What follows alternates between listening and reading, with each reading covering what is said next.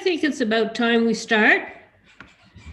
Happy Victoria Day, everyone. Hey. For those that don't know me, I'm Danielle Laurier, BDHS president. If you joined the meeting via Zoom, would you please keep both your video and your microphone muted during the presentation, as this helps to reduce noise and also data transfer capacity that the meeting takes. Lorraine Ashby, one of our board members, is going to introduce our guest speaker. We have a very busy agenda tonight. So Lorraine, please introduce our guest speaker who will be giving us a talk about gardening without pain. Okay. I would like to welcome and introduce Shannon Morrison. Shannon is the owner of Skyward Active Health Center in Mallorytown. She has been a physiotherapist for the past 19 years and was a previous co-owner of Podium Sports Therapy Clinic, which she founded in 2006. Her background is in sports physiotherapy with a master's in sports physiotherapy from Australia and a certificate in sports physiotherapy from Canada. She has been part of the medical teams at the 2006 Commonwealth Games, 2009 Canada Summer Games, 2010 Olympic Winter Games, 2015 FIFA Women's World Cup and Pan Am Games. In addition to spending 5 summers with the national senior women's basketball team, Shannon is now developing her skills in concussion rehabilitation and vestibular therapy while continuing to partner with schools and community teams to provide concussion education.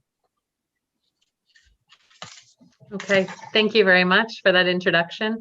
I'll have to put gardening in there somewhere. So thank you for asking me again to come and speak with you about gardening. And I changed it a little bit from gardening without pain to the sport of gardening, but we want to learn how to change our attitude a little bit about gardening and treat it as we would some of the other sporting activities where I see all of my athletes as well.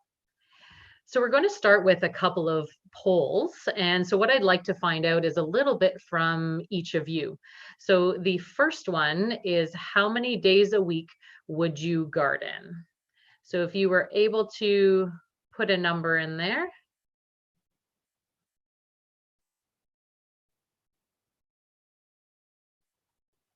Hopefully we'll see numbers going up and down here.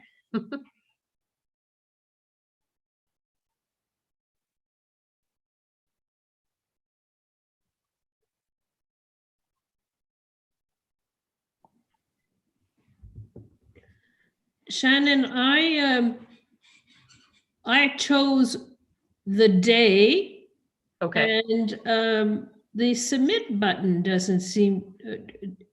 Okay. Is it automatically submitted or do? I'm not sure. Marianne created the poll for me actually, so I'm not sure which one. I guess it's not working. Yeah, because it just has 0 here for everyone, so I'm not sure. No, it doesn't seem to be allowing anyone to put their data in, which is really strange because it was all set up there. Oh, well, we're going to have to ask people to unmute, which was the original plan. Okay. Okay. If you don't mind unmuting, if that's okay, and give me the number of days a week that you garden on average, if you don't mind. I have 4. 4, okay. 5.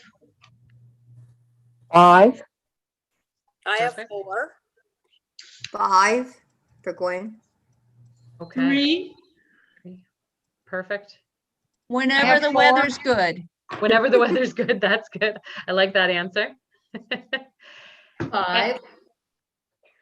Awesome. Okay. So 4 and 5 seem to be, 3 to 5 seem to be the most popular answers. How about, how long would you spend gardening each day on average? So do it in number of minutes or hours, if you don't mind. Hour. An hour? 2 hours. 1 to 2. 1 to 2. 1 to 1 2. to 2. 2, all right. 4 to 5. 45 hours or 45 minutes? 4 to 5. Okay. 3 to 4, 2 to 4. but not all at the same time. Okay, perfect. And that leads into the next question is, would you tend to spend the same time gardening each day? Would it be in the morning, in the afternoon? If anyone would be able to give me the answer for that one. Varies. Varies. Varies, Okay. yeah. Depends on weather, Mm-hmm. heat. Weather and that- other schedules, I think most of us will say varied. Well, on the hot days, I think we'll all get an early start and hide from the Yes. heat. Absolutely. Are there favorite parts of your gardening? So what leads you to garden every day or 4 days a week? Weeds. Weeds. Seeing the change in my plants. Absolutely, yes. Watering. Okay. That's your favorite aspect? Watering and weeding. That's why you have to go out, but that's probably what you, not your favorite part of gardening. Oh, a favorite. Oh, My favorite is planting. Me Yes, too. I like planting too. Planting. Mhm. yes. And maybe being able to take pictures of it when it's all blooming as well. Yes. Yeah. And harvesting. And harvest, absolutely, yes, for sure. Are there some parts of gardening that you wish someone else would do for you? Weeding. Weeding and watering. Weeding and watering. Mulching. Okay, yes, for Right. sure. And have any of you had any injuries from gardening? And if so, what were they? If you don't mind sharing, you don't have to, but I herniated a disc in my back last year from lifting too many bags of soil and mulch. Oh, okay. Yes, absolutely. Back injuries are very common. I had a knee injury. It's from getting on and off a four-wheeler. So I'm just careful how I do it. Okay. Yeah, the joint space is getting narrower, so Gotcha. bone on bone. Okay. Okay. Contact dermatitis from plants. Yes, for sure. That's one I don't necessarily see in the clinic, for sure. Okay, so the last part, I asked them to send you an email to see whether you might be able to keep a gardening diary for one of the days over the past weekend.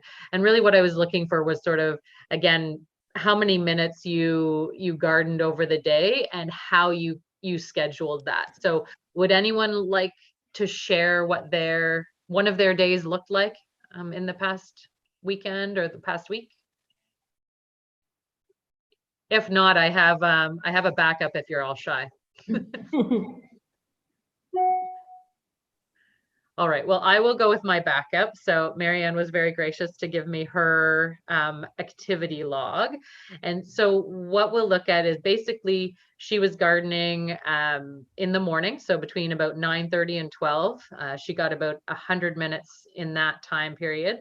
And then 210 minutes in the afternoon. Now I know she's on the high end of what most of you had mentioned you normally do, but it's interesting more just to look at when she gardens, how much, and how she breaks that up. And she also has some breaks scheduled in there as well. So chunk of time in the morning and afternoon. And if we actually look at the different activities that she did planting and transplanting for almost 2.5 hours that day, watering for just under an hour, weeding for 45 minutes, seeding for 15, putting pots in place for 20, and pruning for 20. So that's some of like the different types of activities that she did that day. And as we go through this presentation, we're going to look at that and compare it to, okay, how do we prevent injuries with those kind of schedules, and whether we can actually compare it to sport as well. So Marianne, I was wondering if you could take the poll section off the screen, if you're able to do that. Is it still up? It's still on my screen anyway. Oh, some people were able to answer it. Yeah, That's weird. we got it 1 vote. That's weird. Okay. Is it still up? Yeah, it's still up. Maybe I can get rid of it here. Okay, I got rid of it. We're good. Okay. Maybe everyone has to close it on their own screen. Because I think so. Yeah. Okay, so we're going to look at this from a sporting perspective. And I know that it sometimes is a little bit different way of looking at it. But when I'm talking to my athletes, we talk a lot about warm up, we talk about their training, and we talk about stretching and cool down. Now, if you look at gardening versus sport, can we compare them? So if you look at length of activity, well, if we just saw what Marianne did one of these days this weekend, her length of activity was more than a marathon. So we can definitely compare it to sport. And all of you, spending an hour to 2 hours generally is as much as a basketball game, a soccer game, tennis match, even 9 holes of golf almost. So there's also a variety of movements or activities that are involved in gardening. So bending, carrying, lifting, twisting, walking. So there are a lot of things that we can use to compare gardening versus sport. So the first thing you want to look at is warm up. So you want to get the blood flowing through body movement. And a lot of times, I think when we're doing things at home, we just go out and we just do it. We don't think about warming up or, getting everything moving. And it's something that we want to try and change our thought process about a little bit.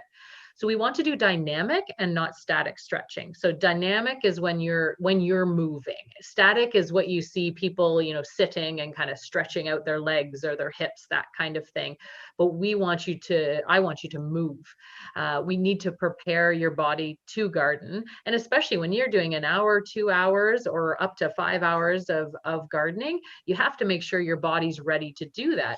You wouldn't just go, run a marathon or go play basketball or soccer without doing any warm up at all, or else you spend a lot of time with me. But you need to try to make sure you warm up your body as well. Then you also want to plan what you're going to do that day and figure out how you're going to organize your activities. So you'll know what you want to get done that day. And a lot of times we just go at it and just get the whole thing done. But maybe planning and organizing a little bit would also help with warming up your body and your mind to get ready for that day. So warm-up exercises, start with a 5-minute walk or marching in one spot until you feel that the blood is flowing. And especially if it is first thing in the morning. So in the summer, when it's really hot and you're trying to get out there really early in the morning, then you really want to make sure that you're not just jumping out of bed and literally going to lift and carry and twist and weed and all of those kinds of things. So then you want to progress to the following 5 exercises. I do have these in a handout for you as well that you may have already received. So you can at least have those on hand as well. And I do believe that these are some that I went through last time I spoke to you a number of years ago. So the first one is a squat, and don't be scared. You don't have to look exactly like the girl in the picture. But what you're talking about is trying again to get your hips and your knees moving and warmed up. So you can hold on to a post, you can hold on to a shovel, and you can only go the depth that you need to. So if you can go half of that, that's also fine. What you need to just make sure is that you keep your knees over your toes and make sure the knees aren't collapsing in. But again, it's just trying to get the body moving. We're not trying to go as far as we can. We're just trying to get the blood flowing. Then we want to look at twisting, because a lot of what you do in gardening is twisting motions. So even when you're weeding, you're rarely weeding straight ahead. You're always, off to one side if you're left-handed or right-handed. If you're picking things up, if you're shoveling, if you're planting, a lot of times it's not straight ahead. So we need to make sure that the body is able to twist and to warm up in that position. So these are 2 different ways that you can twist. And again, I don't expect you to go, super far with any of these, but just get a little bit of rotation involved. You could put the shovel behind you and twist just like the golfers would before they go out and do their golfing round as well. Then you want a little bit of hip mobility. So a lot of what we're doing is getting down on the ground, getting back up again, and a lot of things that need hip movement and strength. So this is one too, where this person's holding on to a pole, but you can hold on to your shovel or a tree or anything that happens to be near you. And you're just trying to get your legs swinging. And again, it's based on how far you can go, but just getting the leg going forwards and backwards, out to the side, even out into a circle. You can bring your knee up and around as if you were going over a hurdle, forwards or backwards, anything to kind of get that hip moving. Then there's a lunge with a bit of side bend. And again, if your knee is not good or you're not able to do that, but even if you can just lunge a little bit forward and just open up your hip, hold on to a tree, just stretch forward a little bit so you can stretch your calves, you can open up the hip, and adding the side bend just stretches out the side of your body as well. And you need that when, again, you're twisting and you're shoveling and digging and planting and weeding. I've put here that you do 5 on each side. Make sure to stretch your arm overhead, and you just go as deep as you're comfortable with. Can be forwards, can be backwards. And then for shoulder warm up as well, this one here, you're bending the knees almost in a bit of a squat position, and you're lifting one arm up and then the other arm. And what you're trying to do is get your full range of motion in your shoulders as well. So that's the general warm up. And again, it's something that we don't all do, but we'd really benefit from that and help to prevent any kind of injuries if we get the blood flowing before we go out to garden. Now I want to look at the gardening season a little bit, and I apologize, the top part is missing. This laptop is different from the one I have at home. So at the beginning of the year, this is what you're working on right now: lifting bags of soil, digging, moving dirt, planting, raking, so many different parts to the beginning of the year, and watering, which you all seem to enjoy. And then you've got the middle part of our summer, which is mostly weeding and then maybe some other planting as well. And at the end, you're raking, digging, cleaning up the gardens, preparing them for winter as well. Now we're going to break down each component of that. So when you look at lifting and digging, these are the hardest ones to try to prevent injury from. And you know, I'm not going to pretend that there's a perfect way to garden, because gardening is very difficult. The positions you're in and the things you need to do is unlike any other sport or activity that you have to do. There's not many other sports where you have to be on the ground most of the time, and you need to be either in a full squat or on your knees, or you're lifting and twisting all the time. It's very difficult to do. So this is why we need to make sure our body is prepared.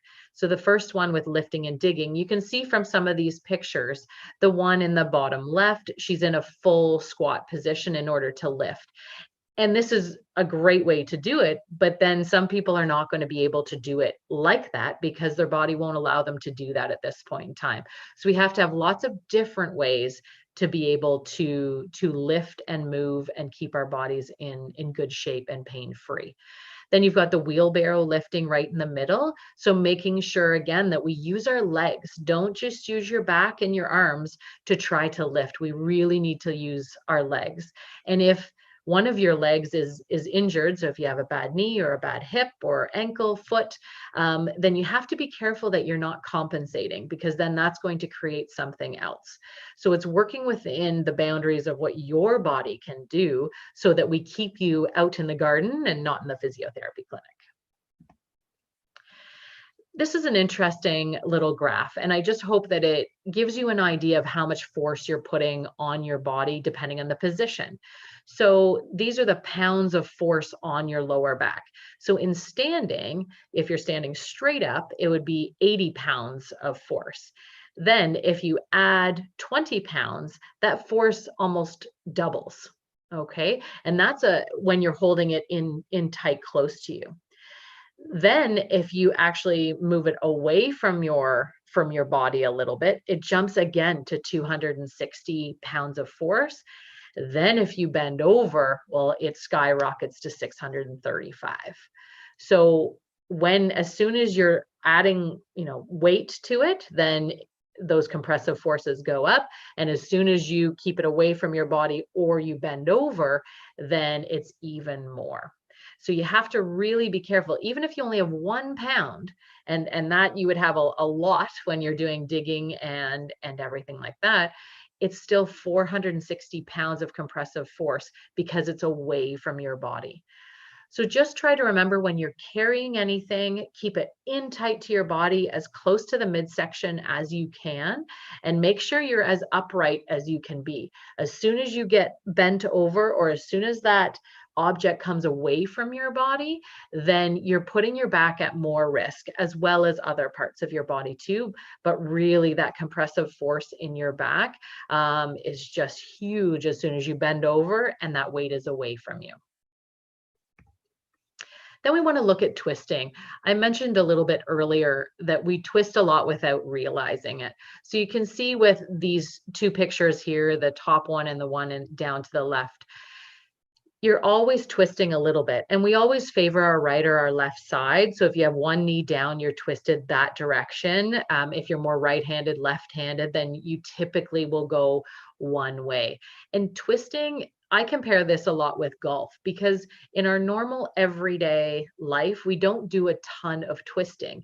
And then when we come out into the garden or onto the golf course, everything is about twisting. And for gardening, it's about being in a twisted position for a long period of time. So if you have one hip that doesn't move as well as the other, one knee that doesn't move as well as the other, one side of your back that is uncomfortable, then it's really going to put a lot of strain on it when you're doing your twisting motions.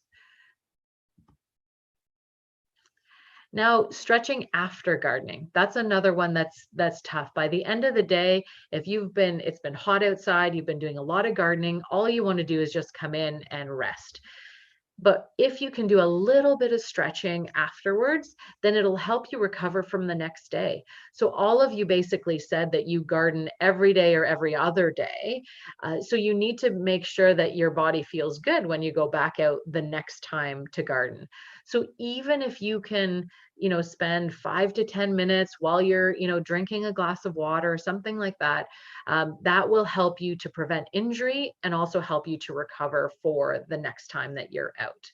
So I'm going to go through a couple of stretches that you can do. It's on the handout as well.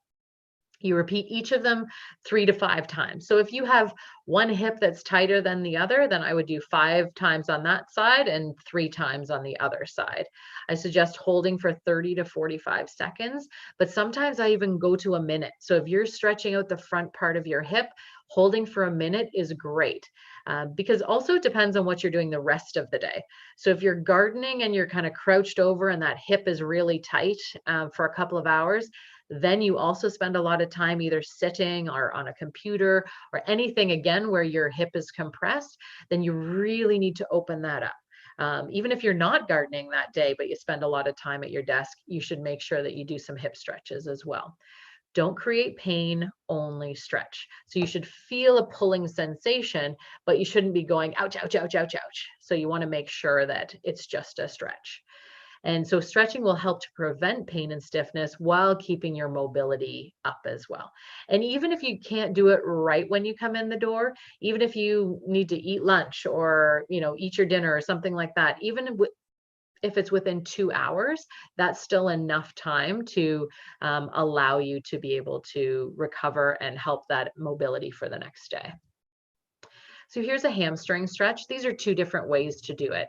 So for anyone who has any kind of back issue and doesn't like bending or coming forward, like the person on the left-hand side, then the other one with the strap just allows you to keep your back in a neutral position and allows you to stretch out that hamstring. And what I like about the bottom one too, so if you have a strap, so it can be a yoga strap, it can be a belt or a house coat, anything that doesn't have too much give to it, you can do the hamstring stretch straight up, but then you can also let that leg come out to the side and stretch out the groin area. Then you can have it come across your body and stretch out the outside of your hip as well. So just being in that position with a strap can give you 3 different stretches at one time. This is a hip flexor stretch that I was talking about. So anyone who spends a ton of time, you know, at a desk or in a chair, and then also, you know, you add that to all the gardening that you do, then you really want to open up the front of your hip. So again, this is 2 ways of doing it. You can do it in standing if you are unable to get down on your knee. And you can just have a chair in front of you as well. This picture doesn't show it, but you could just have a chair in front of you. Or you could do it down on the ground, one knee on the ground, one knee up. And really what I like to think of, even though this picture, the guy's lunging forward a little bit, I actually get you to come back so that knee and hip are in alignment. You just tighten your belly button and kind of push your buttocks forward, so you tilt the pelvis. And you should feel a nice stretch right at the front of your hip. And this is for your chest. So because you're doing digging and you're weeding and everything is sort of compacted and your shoulders are rounded, we're trying to open them up a little bit. So this stretch helps to open through your chest, and you just use a doorway. You put your arm up so that you can hold it there, and then just twist away a little bit so you feel it come across your chest. And again, we're just trying to open up through the chest. Here are a couple of different lower back stretches. So again, you can do whatever feels good for you. So there's one, this one at the top left stretches the back of the hip, so more the buttock muscles, whereas the 2 bottom ones, you have an extension posture. So if you've been rounded all day, this helps to open up through your back. You can also do that in standing as well. So if you've been doing a lot of work in a bent position, just stand up, put your hands at your hips and lean backwards to get that nice curve in your back. And then you've got child's pose, which you can also do to, again, stretch out through the back as well. If that's too difficult for your knees too, you can either separate the knees so that makes it a little easier, or you could put a block sort of between your hips and your calves so you don't go all the way back, but you still get a nice stretch with it as well. Then there's a mid-back stretch. So I love these ones with the foam rollers. Now, obviously not everyone has a foam roller, and that's totally fine, but you can roll up a beach towel, something as thick as you can. Pool noodle might also work. The foam rollers are just quite big, but you can use something smaller. And again, we're just opening up through the chest. So even if you know you have a big day of gardening, something like these 2 stretches here, you could do at lunchtime. So it just, again, tries to open things up. So then when you go back at it in the afternoon, you've had a little bit of mobility work as we've gone along. So some of the common injuries, lower back, a couple of you mentioned that you had some back issues. There's so many parts of gardening that are tough on the back, pretty much all of them, except maybe watering, but even then, if you have to do it for a long period of time, it's tough. So what we want to try to do is to minimize the amount of stress on the back, just like that graph showed. We want to try to make sure that we keep everything tight to our body, try to avoid things getting way out in front of us so that we're creating that compressive force. Again, you also mentioned knee pain as well. A lot of people garden on their knees or on one knee, and that can be very hard for people as well. So this is where we see some of those problems too. And shoulders, not too many of you mentioned shoulders, but I do see a lot of that. A lot of the tendonitis in the shoulders, and again, from repetitive activity. And that's what most of this is from. It's the amount of repetition and the sheer amount of time that you're in those kind of positions. So how can we prevent injury? So these are my keys to a healthy gardener. And as I mentioned, I don't think there's a perfect way to garden. I'd love to be able to give you a list of, okay, if you do this, then you'll never be in pain. But gardening is tough. So we need to minimize the stresses on the body as well. Warm up is a big one. I think it's one that probably not many of us do. And then training as well. So a lot of times people go through the winter and they don't do a whole lot of exercise in the winter. And then wham, you get spring comes, you're out in your garden for hours, you're lifting and carrying and twisting and digging, and then the injury happens, right? So I would suggest to you, if you can make the winter, your off season, and actually train your muscles to be able to handle gardening, then you'll be in much less pain come springtime. So if you could do strengthening work, if you could do, join some sort of class that you could do some exercises in the winter, that would then help you to transition to gardening in the summertime. Then also stretching as well. So again, if you can take 5 minutes, 10 minutes of warm up and 5 or 10 minutes of stretching after, I think you're going to see a huge difference. In terms of the gardening itself, changing activities is huge. So there was a list of activities that Marianne did on the weekend. So it was planting, transplanting, watering, weeding, seeding, putting pots in, and pruning. So I think what sometimes happens is that we have one thing set in our mind that we want to do. Okay, today we're going to dig out all the gardens, or today we're going to mulch all of this.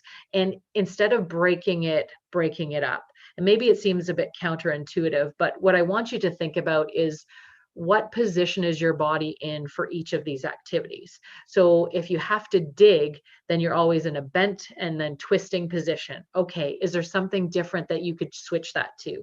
So if you break up your gardening into small blocks, so maybe 20 minutes or half an hour of one thing, then you try to change position. So if you're on all fours or you're on your knees, you do that for a small chunk of time. Then maybe you can do some watering, which is more standing up.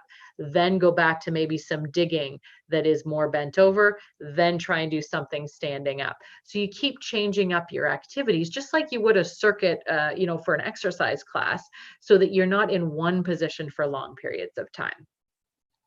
Bending your knees. This is a huge one. So not from the waist. And you guys are all very, high level gardeners, right? So some people go out and just garden for a big weekend, like the Victoria Day weekend. And then they don't garden as much the rest of the year. They just hit it all in one, like a weekend warrior for gardening. For you guys are gardening 3, 4, 5, 6 days a week, every week. And so you're more used to this. And I'm sure that most of you know that you need to bend your knees, but keep thinking about it. Even when you're tired, that's a really tough time. You need to bend your knees with every wheelbarrow full of soil, with every time you scoop dirt out of the ground, you must bend your knees. Keep your arms close to your body. You remember that graph that I showed you? Keep it in tight and the compressive force on your back will be less. Minimize the twisting. So you don't have to twist all the time. Move your feet, add extra movement with your feet. So you actually turn your whole body to dump the dirt wherever you want to go, rather than keeping your feet stable and not moving them and just tossing the dirt to the side and adding extra twisting. Twisting, and especially a twist with a bit of bend, is very tough on you. You could use ergonomic tools or kneeling pads, and take breaks. This is a huge one too. Make sure that you take breaks every 20 minutes, half an hour, even if it's just for 2 minutes, even if it's just for a walk around your yard. Come back and get back to your gardening.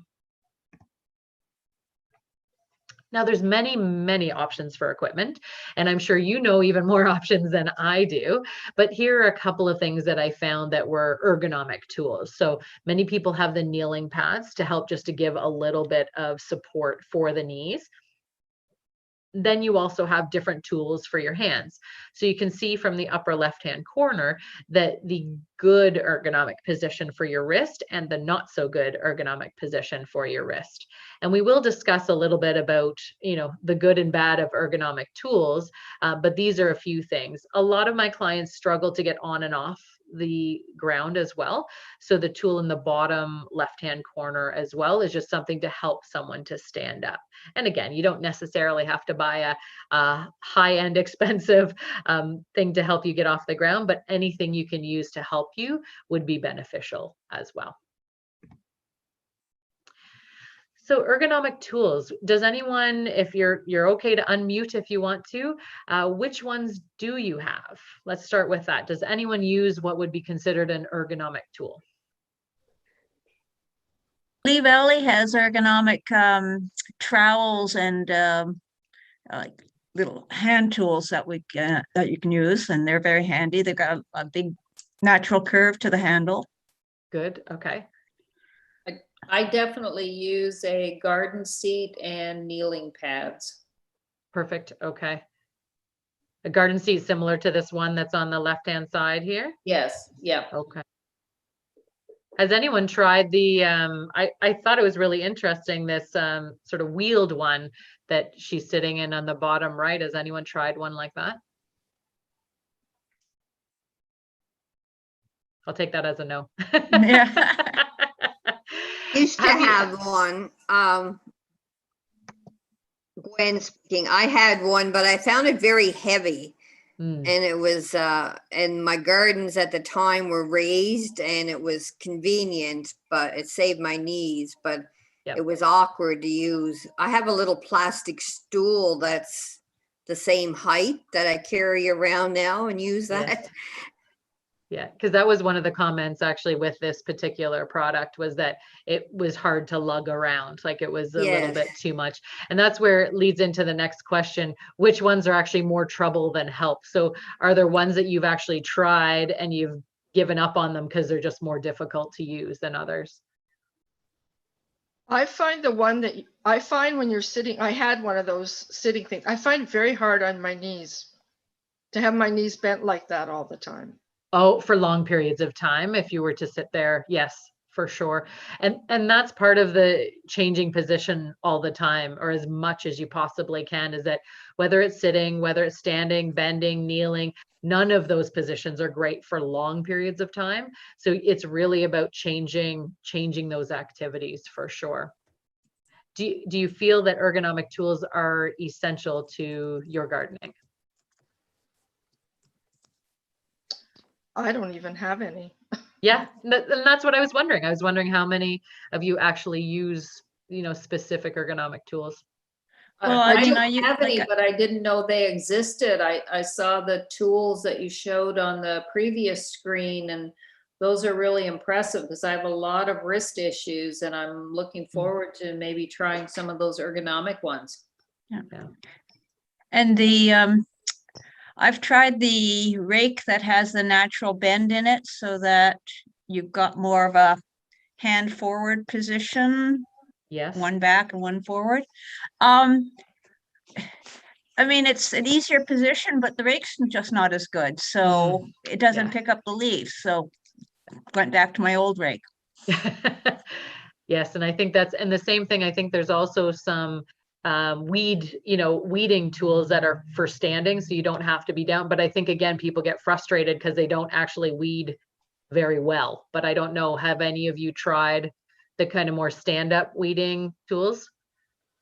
Yes, I've got the Fisker's dandelion puller where you're supposed to in a upright position and you step on it and it kind of grabs the weed right to the root.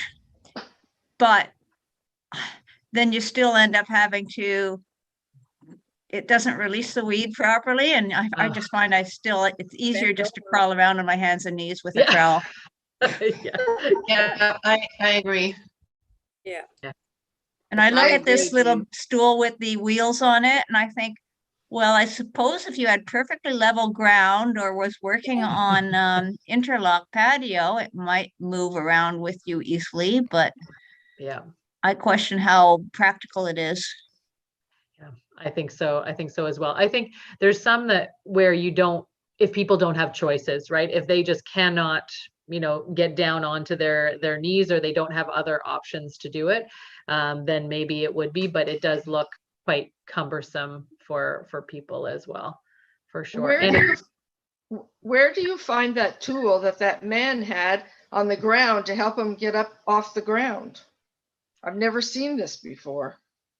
I will get that I'll send that to Marianne to where to get those. I think Lee Valley, I don't know about that specific tool, but I think Lee Valley is quite good with their gardening tools and because that'd be good in the house, let alone outside. Yeah, well, actually, when I saw the picture, I thought, oh, that looks great. So yes, I will find the website for that and send that to Marianne.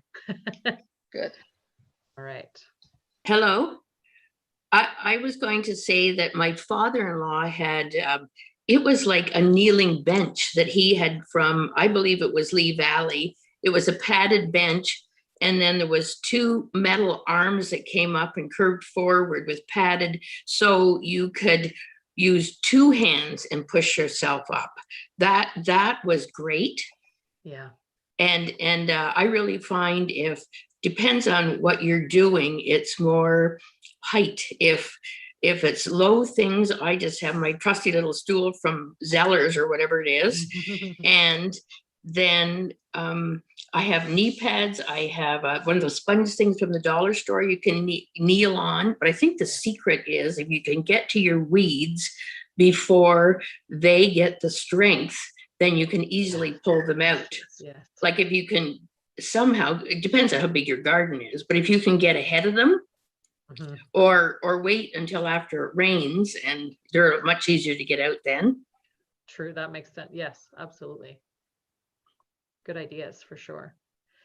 So garden design is another thing that I've been thinking about more lately, because a lot of my clients are older and have also had surgeries. So hip replacements, knee replacements, back surgeries, and they're really struggling. They love to garden, but they just can't garden the way that they have previously done it. So I think when you're also thinking about tools, also think about the garden design itself.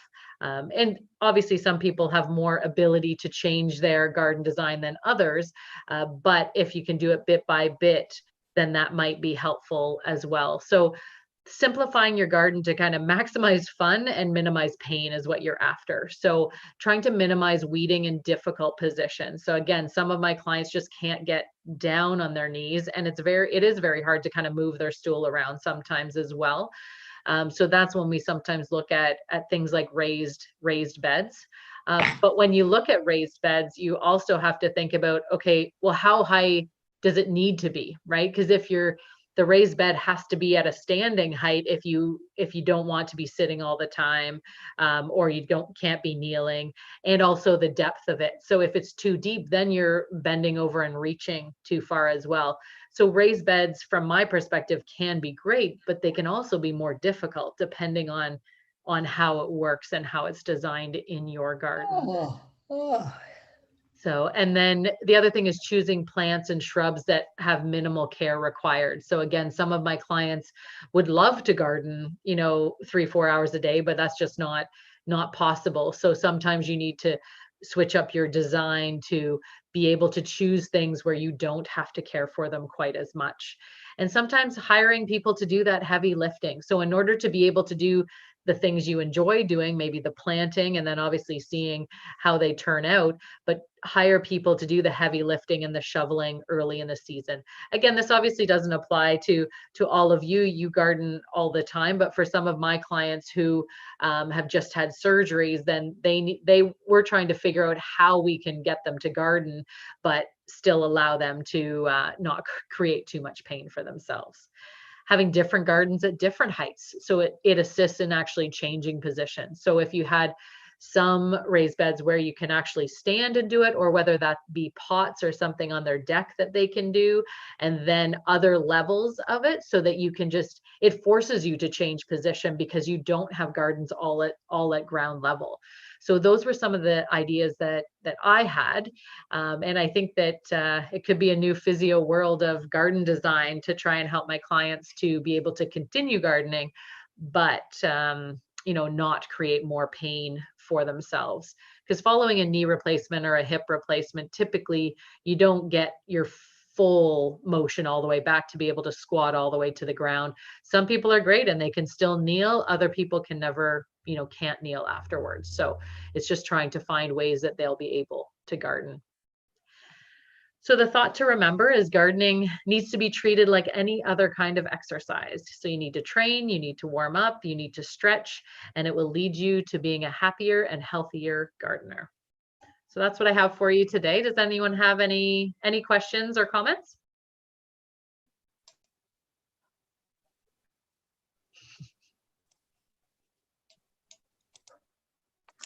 Shannon, I have one. When you first started your presentation, you spoke about planning and organizing and warming up and Yes. the different exercises that one could do. How much time should one allot for warming up exercises?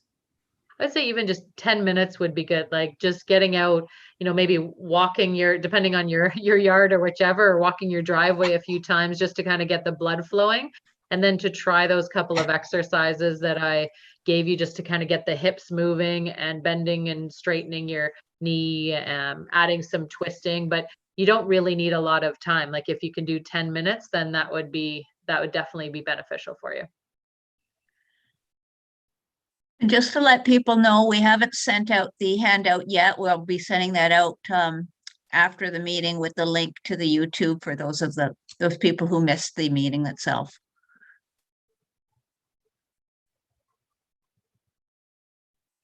Any other questions or comments? Shannon, I think your comments about the amount of twisting that's done in gardening is very important, because I don't think we realize ourselves how much twisting we're really doing, whether we're pulling weeds or planting or, just working in the garden in general. There is a lot of twisting going on. And so I think making us aware of that is really important. And I appreciate you bringing that to our attention. It's something you don't really think about. Oh, I'm sorry. No, go ahead. Whose garden is this down at the very? I just took a picture. I'm sorry. It's not. I should say it's mine, but it really is not mine. Beautiful. I know. I just picked lovely garden pictures. I love pictures of gardens. I love flowers. It's beautiful. Yeah. Shannon, yes. I just wanted to put a little plug in for you. If anybody happens to hurt themselves or strain something, I would highly recommend Skyward. I have been out there and had excellent service. Thank you very much. So actually it was Dr. Shallow that I saw. Wow, what a gold mine he is. He is. We're very lucky to have him here. I was looking for a sports medicine doctor for a long time, and he's just been a perfect fit for the clinic. So it's been great to have him. Yes. Anyways, thank you for your presentation. It's and people don't ever start with exercises. You are so correct on. I know. And if they did, then they might not be supporting your business so much. True, very true. But I still would prefer people out of pain, so that's okay. Yes. Oh yeah. Anyway, thank you. You're very welcome. Yes, thank you very much, Shannon, for the very informative presentation. I didn't realize all that you told us. I didn't realize I was supposed to warm up or stretch. So all the information was pertinent and practical for everyday gardening. So thank you so much. You're very welcome. Thank you, Shannon. That was great. You're welcome. Well, Shannon, you're free to leave. I have a few quick announcements for the members of the Hort Society. So thanks again, and enjoy your own gardening. All right. Thank you so much. Take care, everyone. Bye. Bye-bye.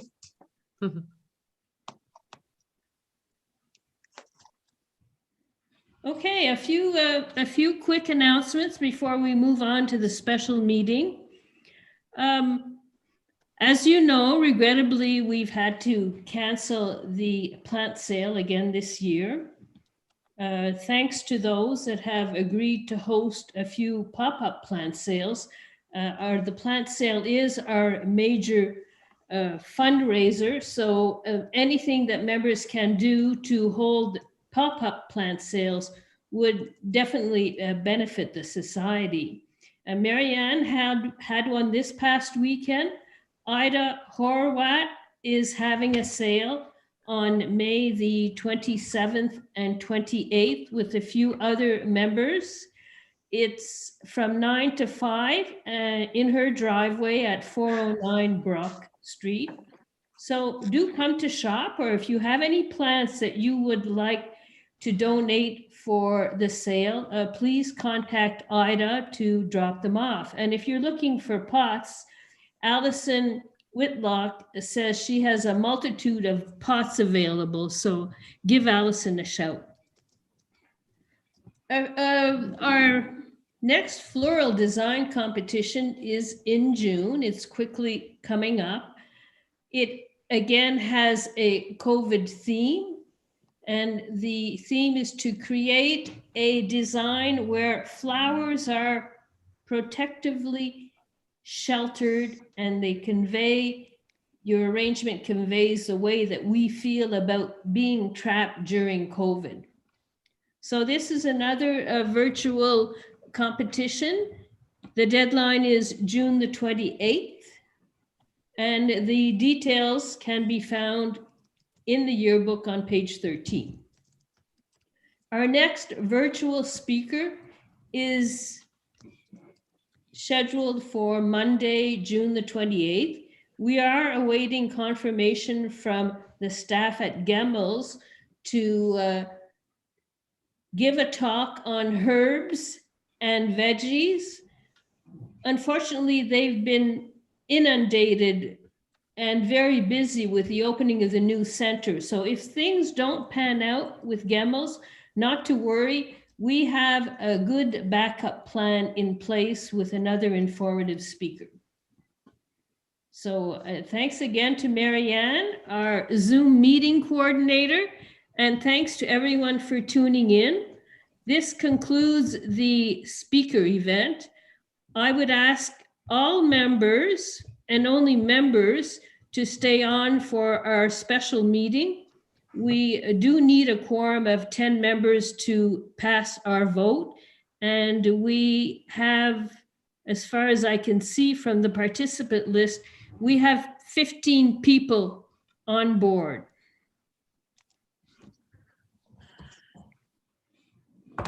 So on to the special meeting. We will proceed quickly with a motion to accept Resolution 21-1, which was distributed to members on April the 23rd. The resolution was moved by Marianne and seconded by Marlene Leonard on April the 21st.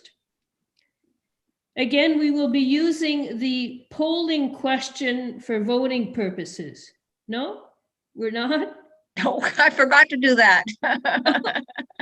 Oh, okay. It didn't work anyways.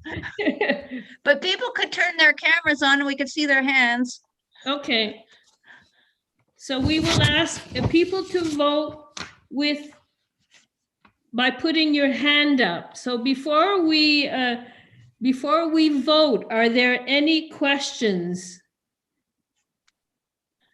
Does anyone have any questions on what we're voting for? No?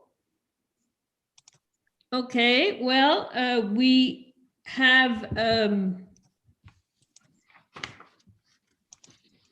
so what we're voting on is whether you agree that bylaw 9, Article 9.3, be created to allow for virtual business meetings. So shall we have a vote of hands, a show of hands on those that say yes, they agree? 1, 2, Trying to get everyone to put their cameras on here. I can't Marlene. see. 7, 8, 9. Is my camera on? 11. No, I'm just going to,